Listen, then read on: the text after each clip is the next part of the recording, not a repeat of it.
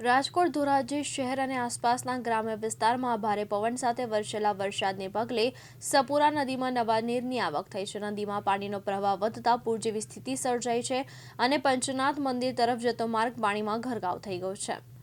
ધોરાજી પંથકમાં ભારે વરસાદને પગલે સપુરા નદીમાં નવા નીરની આવક થઈ છે. ઉપરવાસના પાણી નદીમાં પહોંચતા પાણીનો પ્રવાહ નોંધપાત્ર રીતે વધ્યો છે અને નદી બે કાંઠે વહેતી જોવા મળી રહી છે.